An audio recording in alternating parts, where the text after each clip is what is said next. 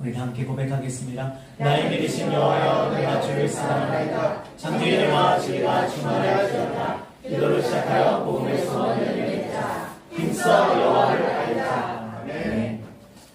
오늘 가족 축복 감사 예배를 통해서 시편 128편 1절로 6절까지의 말씀, 오늘 본문을 가지고 참으로 복된 사람, 참으로 복된 가정이라는 제목으로 함께 말씀의 은혜를 나누도록 하겠습니다. 한번 따라서 고백하겠습니다. 참으로 복된 사람, 참으로 복된 사람, 참으로 복된 가정. 참으로 복된 가정. 오늘 우리가 함께 봉독한 이 시편 128편은 구약 시대, 지금도 그러는지는 모르겠지만 제가 자세히 현장에서 제가 본 적은 없어서 예루살렘 성전을 순례하던 순례자들이 성전을 향해 올라가면서 그때 부르던 노래가 바로 이 시편 128편입니다. 그러니까 성전을 향하여 순례하는 자들이, 지금도 순례자들이 있다고 하는데 그들이 이 노래를 부르는지는 제가 확인을 못했습니다. 다만 과거의 구약시대에는 예루살렘 성전을 향해 순례하는 자들이 올라가면서 반드시 불렀던 그런 찬양이 바로 이 시편 128편이라는 것입니다. 자, 그런데 오늘 본문에서 가장 우리가 눈에 띄는 단어가 있습니다. 어떤 단어일까요? 맞추시는 분들. 네. 예, 복입니다. 예, 복입니다. 복 받으시기 바랍니다. 복을 오늘 이 짤막한 6구절에서 그러면 몇 번이나 반복되는지 보지 말고 몇 번일까요? 맞추시면 오늘 커피 쿠폰 하나 쏘겠습니다. 우리 청소년들 좀 주의력해 주기. 보는 사람 벌써 딱 보네. 자, 그럼 몇 번이에요? 보세요. 몇 번일까요? 네? 예. 이거 어떻게 할 수 없죠. 이게 나이가 되면 어쩔 수 없습니다. 얼보이고 잘 못 보는. 저분이 절대로 숫자를 못 쓰는 분이 아닐 텐데. 3번이 아니라 4번입니다. 4번이에요. 그게 뭐가 중요해요? 이 짤막한 말씀 속에도 이 복이라는 단어가 계속 반복적으로 나오거든요. 그러다 보니까 이 시편 128편을 우리가 읽을 때 어떤 느낌을 받냐면, 이 말씀은 우리에게 복받는 비결을 알려주시는 말씀이구나, 그렇게 우리가 접근할 수가 있습니다.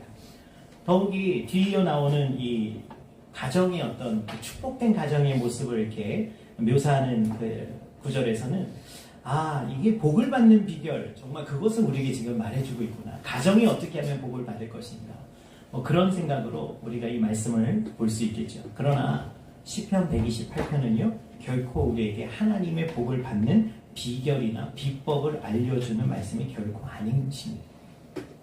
그럼 도대체 이 시는 우리에게 무엇을 말해주는 것일까요? 그것은 바로 참된 복이 무엇인지, 참된 복이 무엇일까를 우리에게 오늘 알려주는 시죠. 그러므로 시편 128편을 통해서 오늘 우리가 하나님께서 우리에게 주시는 그 참된 복이란 무엇입니까?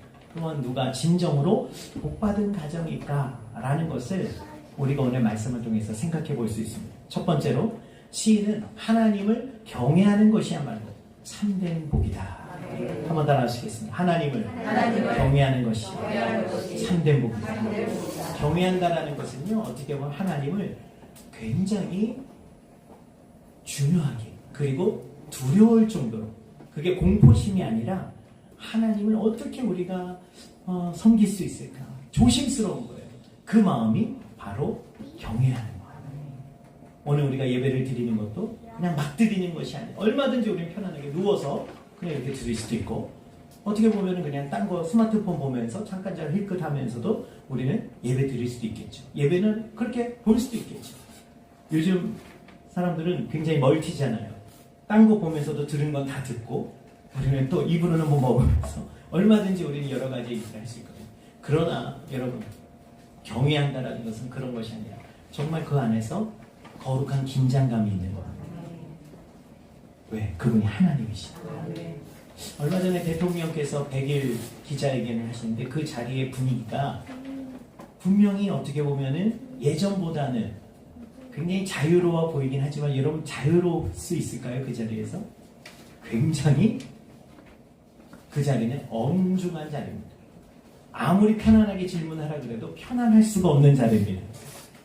왜? 대통령이 있는 그 자리니까. 하물며 여러분, 대통령이 있는 자리도 사람들이 예의를 갖추는 게, 우리가 오늘 거룩하신 만왕의 왕이신 전능하신 우리를 살리시기도 하시고 우리를 죽이실 수도 있는 그 심판자 되신 하나님 앞에 우리가 있다면, 여러분, 우리가 예배 때 어떻게 드려야 될까요? 경외하는 마음을 우리는 가질 수밖에 없는 것이죠. 바로 시인은 오늘 여호와를 경외하는 것입니다. 바로 그것이 오늘 복이다 라고 오늘 말씀하고 있어요. 다 같이 1절을 보시겠습니다.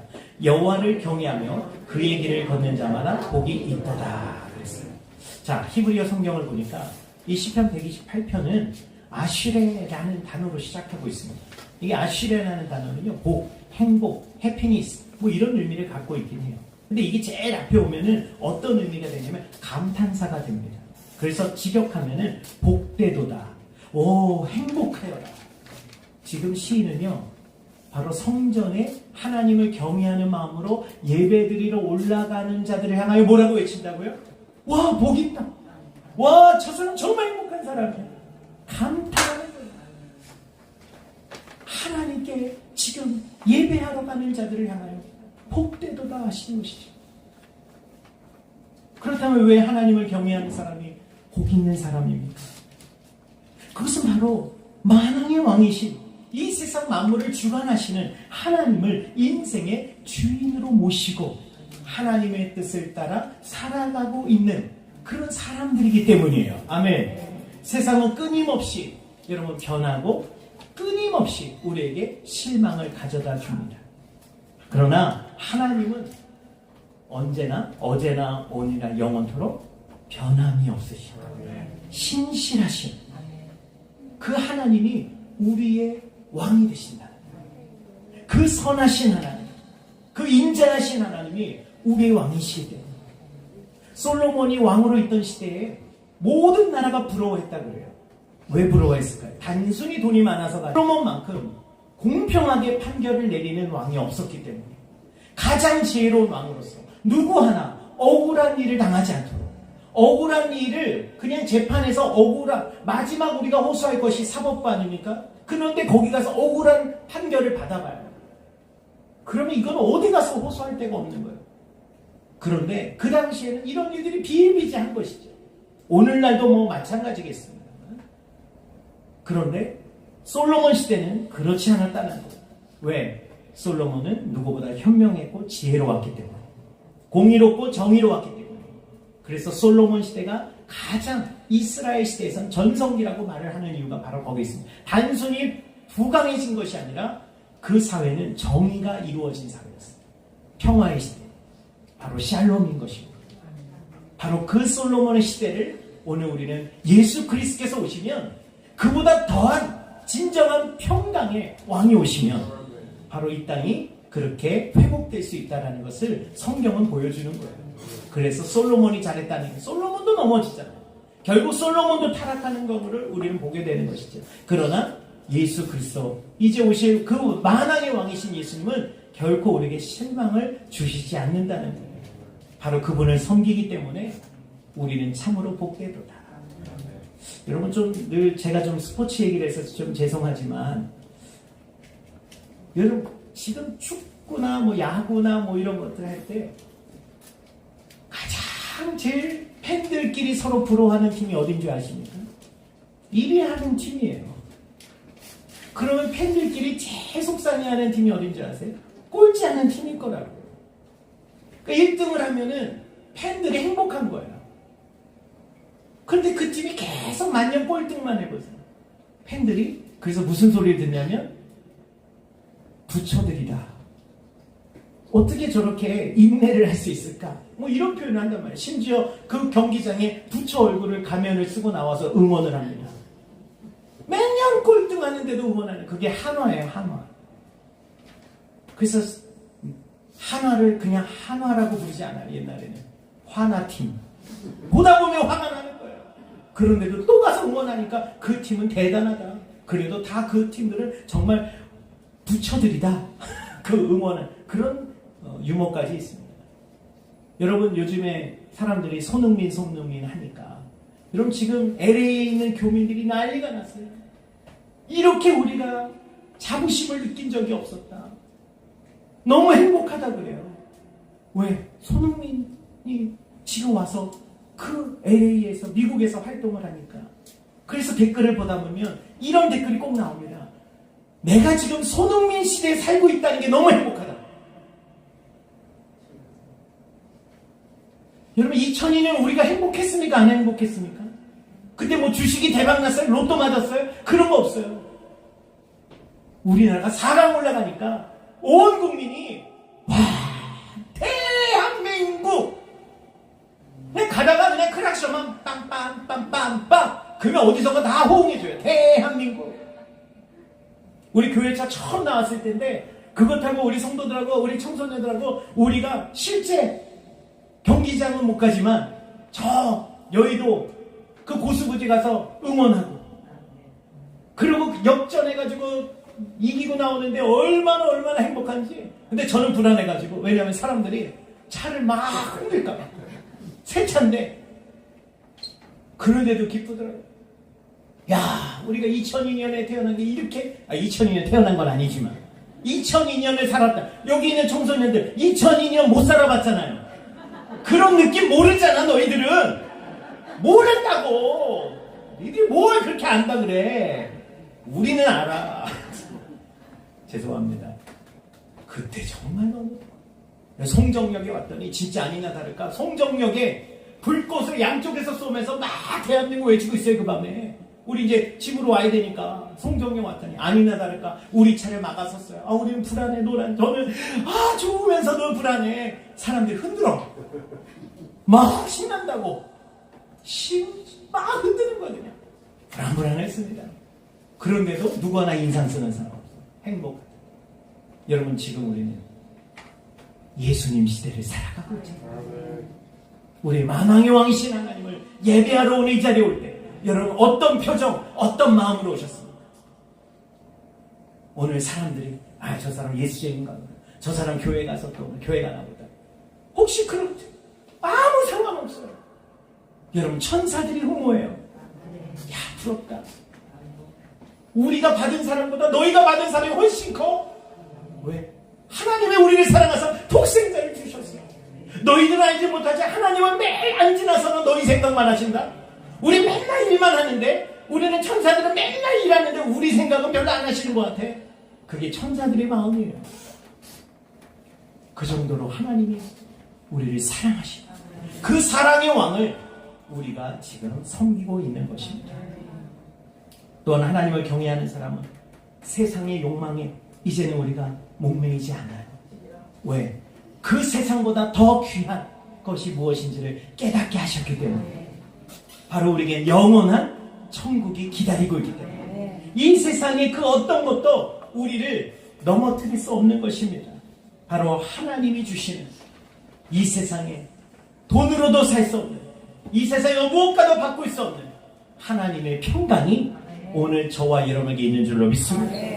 모든 사람들은 그냥 겉으로는 다 좋아 보이지만 얼마나 여러분 연예인들이나 그렇게 대단해 보이는 기업의 그 2세들 얼마나 정신적으로 피폐해져 있습니다. 그래서 잠도 제대로 못 자니까 무슨 뭐 약을 주사를 맞아야 개운하게 잠을 잘 정도로 늘 불안한 거예요. 그냥 돈이 많으면 불안이 없을 줄 알았는데 오히려 여러분 더 열심히 일하고 더 열심히 뛰는 모습은 참 존경스럽지만 한편으로는 야 저는 돈이 저렇게 많아도 권력을 저렇게 가져도 오히려 속편하지가 않구나. 여러분 그런데 하나님께서 오늘 저와 여러분들에게는 하나님의 은혜와 평강을 우리에게 값없이 내어주시는 것입니다. 내가 너에게 주는 평안은 세상이 줄 수도 없고 알 수도 없는 평안입니다. 오늘 저와 여러분들에게 그 평강이 있기를 주 여러분 축원합니다. 잠언서 9장 10절에 이렇게 말합니다. 여호와를 경외하는 것이 지혜의 근본이요 거룩하신 자를 아는 것이 명철이니라. 할렐루야. 결국 하나님을 경외하는 자는 지혜와 분별력을 갖게 돼요. 아멘. 바로 하나님의 뜻에서 우리는 벗어나지 않으려고 그리고 하나님이 주시는 은혜와 그 보호 가운데 우리는 살아가는 것이죠. 바로 때문에 시인은 오늘 본문에서 바로 하나님을 경외하며 성전으로 올라가는 자를 향하여 여호와를 경외하며 그의 길을 걷는 자마다 복이 있도다. 저 사람들은 정말 복이 있는 사람이다. 할렐루야. 여러분, 두 번째로 씨는 평범하고도 소박한 일상이야말로 복된 삶이라고 우리에게 말해주고 있는 것입니다. 오늘 다 같이 2절을 읽겠습니다. 내가 내 손이 수고한 대로 먹을 것이라. 내가 복되고 형통하리로다. 아멘. 솔직하게 오늘 언뜻 이 말씀을 보면 이게 무슨 복일까? 너가 손이 수고한 대로 먹을 것이라. 너가 복되고 결국 내가 수고해야 된다는 얘기 아니에요? 여러분, 복은 뭐예요? 수고 안 하고 뭔가 내가 얻는 거가 복이잖아요. 그걸 우리는 복이라고 생각한단 말이에요. 수많은 사람들이 복을 로또에 당첨되거나 기업이나 주식이 대박나는 것으로 우리는 이해하고 살아갑니다. 그러나 이것은 결코 성경이 우리에게 말해주는 복과는 거리가 먼 것들입니다. 오히려 성경은 그런 것을 가리켜서 복이라고 말하기보다는 오히려 자신이 수고한 대로 먹고 땀 흘린 만큼 누리는 것이 복이다라고 지금 가르쳐주고 있는 거예요. 그런데 오늘날 이 말씀을 들을 때 어떤 느낌이 들어요? 그게 무슨 복이야? 고생 아니야? 왜 그럴까요? 오늘날 우리 탐심, 이 복이라는 하나님이 우리에게 주신 이 복을 하찮게 여기고 왜곡시켜버립니다. 세상이라는 그 기준으로 본다면 이것은 절대 복이 아니에요. 아니, 가족들이 내 손이 수고한 대로 먹을 것이라. 내가 복되고 형통하리라. 아니, 수고해야 되는데 정말 지금 우리가 생각하는 복은 내가 막 노력한 것보다 훨씬 결과가 크게 나요. 이야, 진짜 이거. 내가 그 집을 다 그때 얼마 주고 샀는데 그 집이 10배나 올랐대. 어머, 복 받았어. 오늘 저 집은 복 받았대. 그럴 거 아닙니까? 세상이 바라보는 기준은 그것이에요. 그러나 하나님은 분명하게 우리에게 말씀하세요. 너가 수고한 대로, 너가 땀 흘린 만큼 누리는 것이 그게 복이다라고 말씀하십니다. 성경은 절대 처음부터 복을 화려하거나 환상적인, 비현실적인 그런 것으로 가르쳐 준 적이 없어요. 성경이 말하는 복은요, 정말 너무나도 소박하고 단순한 일상 속에서 경험되는 하나님의 선물이라는 것입니다. 바로 이 사실을 깨달은 솔로몬이 전도서 3장 13절에 이렇게 말하고 있어요. 사람들이 3장 12절 13절입니다. 사람들이 사는 동안에 기뻐하며 선을 행하는 것보다 더 나은 것이 없는 줄을 내가 알았고 사람마다 먹고 마시는 것과 수고함으로 낙을 누리는 그것이 하나님의 선물인 줄도 또한 알았도다. 할렐루야. 그렇습니다. 매일매일 우리가 일용할 양식을 누리며 하루하루를 감사의 마음으로 살아가는 그런 인생이야말로 복받은 인생이다. 왜? 하나님의 그 은혜 가운데 일확천금을 얻어야 복이 아니라 그렇게 일상의 삶을 평화롭게 살아가는 것이 그것이 하나님이 내려주신 복이다라는 말씀입니다. 마지막 세 번째, 하나님께서 우리를 복의 통로로 부르셨음을 잊지 말 것을 우리에게 말씀합니다. 우리 3절과 4절 말씀 다 같이 읽겠습니다. 내 집 안방에 있는 내 아내는 결실한 포도나무 같으며 내 식탁에 둘러앉은 자식들은 어린 감람나무 같으리로다. 여호와를 경외하는 자는 이같이 복을 얻으리로다. 아멘. 바로 일상적인 그냥 식구가 아내와 자녀들이 함께 식탁에 모여서 도란도란 식사를 하는 것을 오늘 시인은 계속해서 복이라고 이야기하고 있습니다.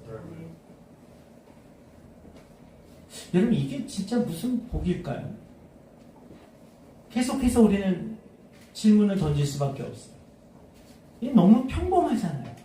그냥 평범하게 그냥 안방에 있는 내 안에 결실한 포도나무, 내 식탁에 둘러앉은 자식들은 어린 감람나무 같으리라. 여호와를 경외하는 자는 이같이 복을 얻으리라. 여러분, 여름날에 포도 열매가 탐스럽게 맺히면 참 여러분 보기에도 좋고 먹음직스럽고 아름답기까지 합니다. 포도. 최근에 제가 포도가 50년 넘게 살면서 포도가 땡기기는 처음이었어요. 그래서 제가 집사람한테 나 포도가 땡겨. 그래서 포도를 마트에서 마지막 끝물 세일에 앞선 아줌마가 17,000원에 한 박스 사가셨어요. 근데 제가 조금만 더 깎아주십시오. 그랬더니 이 청년이 이 마지막 거예요. 거의 문 닫으시가지고 그러면 잠깐 보십시오. 1,000원 더 깎아드리겠습니다. 근데 사갔던 아줌마가 다시 들어오셨어. 나 뭐 빠뜨렸어. 그때부터 긴장감이 우리가 무슨 범죄하는 것처럼 말씀하시면 안 됩니다. 그 아주머니 찍으시는 그 분한테 그냥 찍으세요.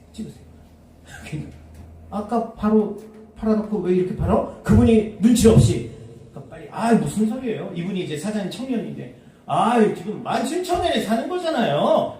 뭐 이렇게. 근데 저는 거기서 이걸 또 어떻게 얘기를 왔는데 근데 사와보니까 씻기도 전에 얘가 굉장히 하나는 툭툭툭 다 떨어져.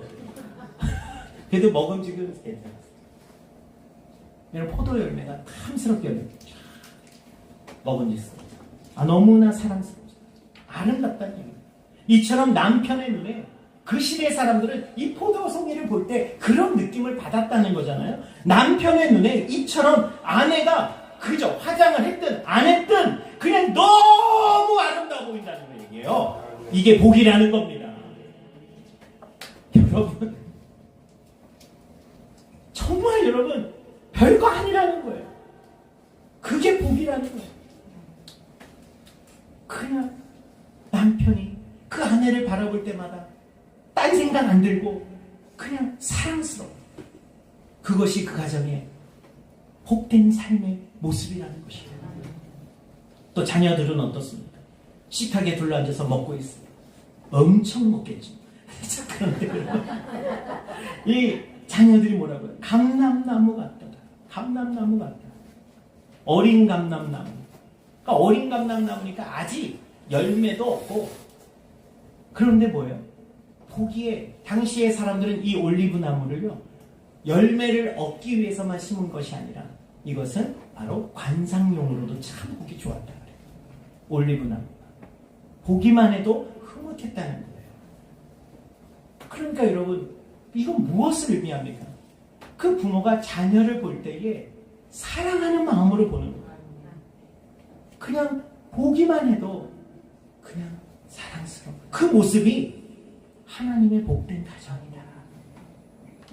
바꿔 말하면 어린 자녀들도 우리 엄마 아빠가 세상에서 높은 지위를 가졌든 돈을 많이 벌어오든 얼굴이 예쁘고 안 예쁘고를 떠나서 그 자녀들도 그 식탁에 둘러앉아서 그 부모님을 존중하는, 그 안에서 함께 도란도란 그냥 별거 아닌데 그 일상 속에서 그냥 그렇게 살아가는 모습이야말로 참 복 있는 하나님의 가정의 모습입니다.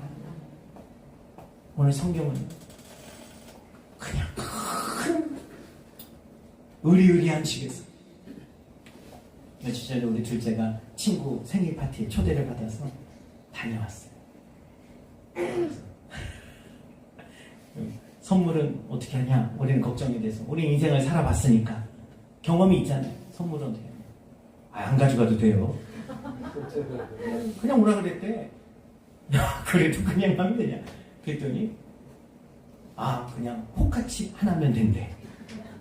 그래서 그러면 진작 얘기했으면 트레이더스에 갔을 때 큰 거라도 하나 사오지.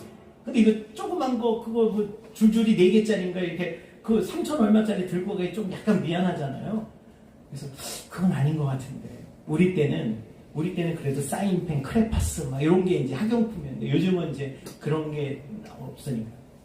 그래서 그래도 친구 그랬더니 나중에 가서 문방 가서 괜히 얘기했어. 그래도 선물 사가야 돼. 아니 샤프를 하나 사간다고? 탁 하면서 가격도 센 걸로 샀더라고. 그러니까 잘했다.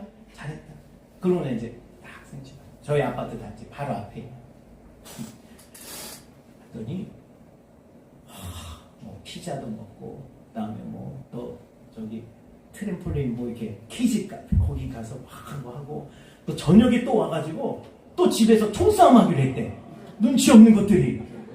아니 빨리 와. 그렇게 오래 있는 거 아니야. 빨리 와. 근데 딱 왔는데 와서 아니나 다를까 아빠 그 집에 계단이 있어요. 어? 그랬는데 저 우리 앞에 보이는 저 집 있죠? 저렇게 생겼더라고요. 그래서 아, 복층집이구나. 집이 엄청 넓대. 그러더니 또 하는 거야. 그 집에는 위에 뭐가 형광등이 아니고요. 뭐 반짝이는 모래인데 그게 뭐래요? 뭐 샹모래. 몰라. 샹들이제. 그게 있어요. 계속 그 얘기하는 거야. 그래서 제가 웬만하면 우리 애들은 생일 파티 안 보냅니다. 우리 막내는 자기도 생일 파티 좀 하자. 우리 집에서. 그래서 나중에 그거는 나중에. 형들도 안 했어. 형들도 안 했어. 여러분 우리가 생각해. 근데 이게 복이면 복이에요. 생각해보세요. 가족이 둘러앉아서 식사를 하는 거 복은 맞습니다. 왜냐하면 그만한 공간이 나와야 식탁에 앉을 수 있어요. 그러나 여러분 더 중요한 것은 관계죠. 그 관계가 어디서부터 오는 걸까요? 저는 어렸을 때 기억 중에 참 행복했던 기억이 저희 가족이 한 방에서 지내지만 저녁 시간이 되면 그 적막했던 집이 다 이제 모이면 나중에 아버지께서 퇴근하시고 다 들어오시면 그때가 이제 밥상 탁 차리고 뭐 식탁이 어디 있습니까? 그냥 뭐 그런 시대 다 비슷하잖아요.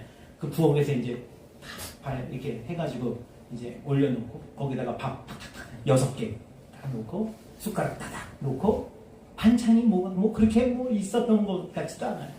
많이 있었으면 제가 요 정도 크진 않았을 거야 아마. 더 크지 않았을 거야. 근데 뭐가 있었냐면 딱 김치찌개 후라이팬에다가 거기다가 지금도 저는 그게 너무 그리워요. 딱 어머니가 이렇게 두부를 송송송송 딱 해가지고 쫙 해가지고 김치를 딱 싹싹싹 이렇게 하면은 후라이팬째 그걸 주고 딱 놓으면 그게 그렇게 그러면 꼭 우리 집에 있는 거. 우리 아버지가 항상 좋아하세요. 마가린. 우리 식성은요 굉장히 우리가 선진국 식성이었어요. 그래서 버터 이런 거 되게 좋아하고 그래서 마가린 그거 다 발라가지고 그걸 막 먹으면 너무 맛있었어요. 그때 그 막 화기애애한 분위기 그냥 막 얘기. 근데 그 화기애애함은 이제 밥 먹고 나면 조금 전쟁터로 바뀌겠죠. 누가 설거지할 거야? 뭐 이렇게 되겠죠? 뭐 이런 정도는 뭐 다 어느 집에나 있겠죠. 근데 그 안에서 저희가 참 물질적으로 어렵고 막 외부적으로도 빚쟁이가 와서 막 그럴 때도 있고 얼마나 부모님 힘드셨겠어요. 그래도 우리가 죽지 않고 진짜 우리 살아보자 그런 마음으로 너무. 근데 가장 중요한 것은 우리 안에 하나님의 은혜가 있었던 거예요. 그러니까 성령 교회를 열심히 다니면서 뭐 교회가 뭘 해준 게 그런데 여러분 돈으로 뭔가 얻은 게 아니라 우리 안에 이상하리만큼 그런 어려움 속에서도 감사가 있었고 기쁨이 있었고 그냥 평안했어요. 그게 바로 하나님의 은혜가 아닐까. 우리가 꼭 아파트에 살아야 복받은 사람이다. 그렇게 어려운 환경 속이지만 그래도 함께 서로를 위할 줄 알고 오히려 시간이 지나니까 그때 그 시절은 다시는 돌아갈 수 없는 시절이에요. 그때는 한때였어요. 지금 우리 청소년들 지금은 빨리 벗어나고 싶겠지만 나중 되면 그때는 돌아오지 않아요. 지금 형제들끼리 지금은 뭐 아이고 뭐 치고받고 새로 뭐 얘기도 하고 막 싫어 야 너가 좀 없었으면 좋겠어 막 그럴 정도로 막 그런 얘기 할 수 있지만 나중에 시간이 흘러서 보면 그때가 참 좋았구나. 온 가족이 그렇게 모일 수 있는 시간이 지금은 너무 어렵잖아요. 그러니까 바로 지금이 여러분 하나님의 은혜 가운데 지금이 우리에게 주신 선물이구나. 그러므로 시인은 바로 복받은 사람이다. 오늘 저와 여러분들 향하여서 말하고 있는 거예요.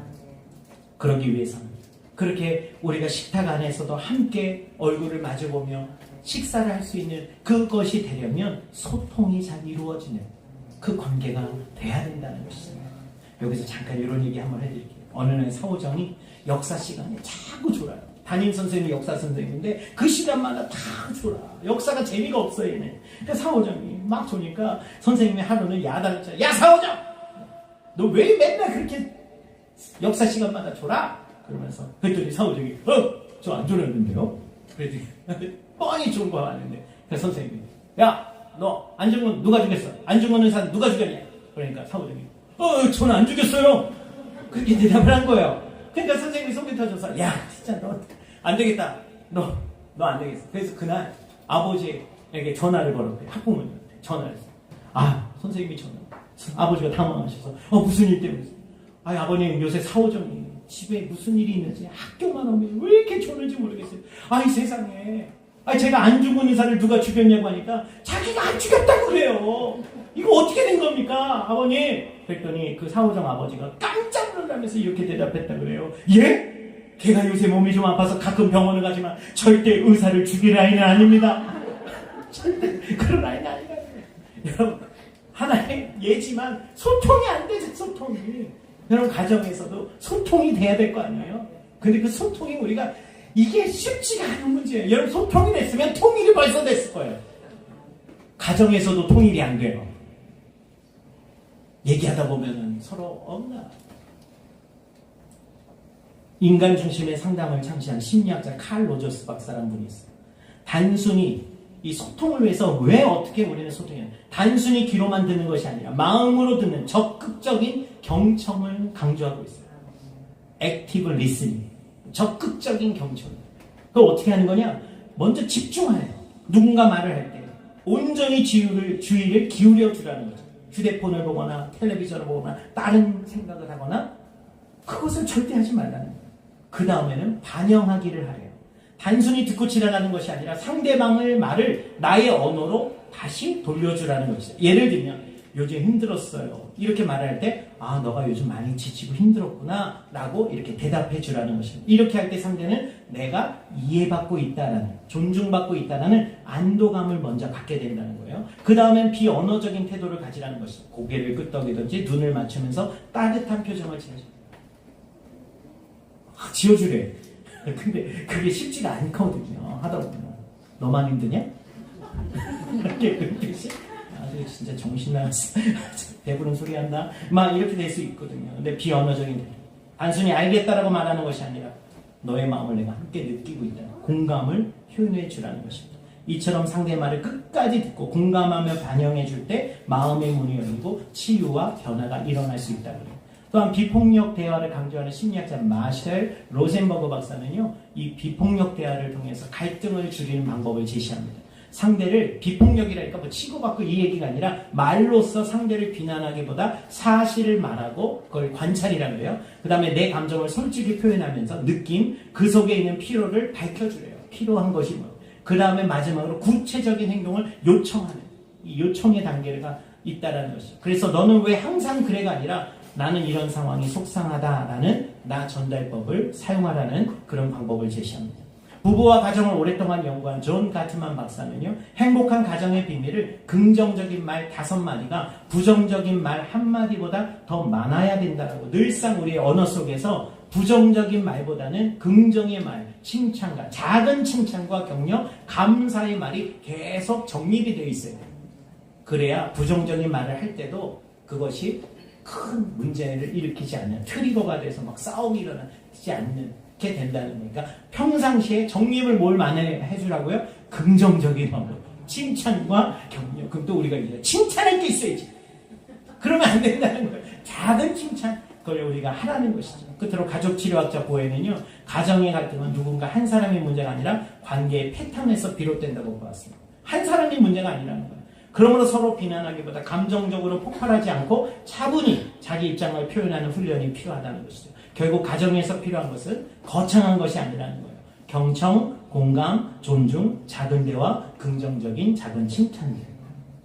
이것이 서로를 소통하게 만들어주고 어찌 보면 그것이 잘 이루어질 때 하나님이 오늘 시편 기자가 말한 것처럼 복된 가정의 모습이 바로 그런 모습이다. 오늘 저는 바로 저와 여러분들이 하나님 안에서 정말 우리가 채소를 먹으며 서로 사랑하는 것이 우리가 살찐 소를 먹으며 미워하는 것보다 낫다라는 그 하나님의 말씀처럼 저와 여러분들이 정말 주 안에서 우리가 서로를 그렇게 사랑할 수 있게 되기를 주의 이름으로 축원합니다. 그러므로 오늘 말씀 속에 마지막 끝에 보니까 오늘 시편 기자는 이렇게 마무리 짓고 있어요. 5절에서 6절입니다. 여호와께서 시온에서 내게 복을 주시어자 너는 평생에 예루살렘의 번영을 보며 내 자식의 자식을 볼지어다. 이스라엘에게 평강이 있을지로다. 아멘. 여러분 이 구절을요 유진 피터슨 목사님이 쓰신 메시지 성경으로 이렇게 번역한 걸 보니까 예루살렘에서 평생토록 행복을 누려라. 손자 손녀를 보며 기뻐하라. 이스라엘 가운데 평화가 넘치기를 이렇게 말하고 있거든요. 다시 말하면 하나님이 우리에게 주신 복은 화려하고 그런 우리가 생각하는 그런 복, 막 대단한 복이 아니었다는 거예요. 일상의 삶 속에서 하나님을 경외하는 마음으로 서로가 서로 격려하고 위로하며 그렇게 살아가는 그 가족이에요. 그 가정의 모습이야말로 하나님의 복된 가정이고 그 복된 가정이 영원해야 될 이유는 그들 가족만을 위해서가 아니라 그 가정을 통하여 하나님 우리를 축복의 통로로 부르셨다는 거예요. 아브라함을 하나님 부르셨을 때 그냥 아브라함과 사라에게 자녀 한 명 주는 것이 목표가 아니라 그들을 통하여 하나님은 계속해서 하나님의 살아계심, 하나님의 은혜와 우리를 향한 하나님의 그 인자하심이 계속 사람들에게 보여지고 나타나지기를 원하신 거예요. 그래서 오늘 우리에게는 바로 축복의 통로가 되어야 돼. 사명이 있습니다. 그래서 시인은 오늘 성전에 올라가는 자들을 향하여 마지막으로 축복을 합니다. 영원토록 너희가 그렇게 오늘 평강이 너희에게 있을지어다.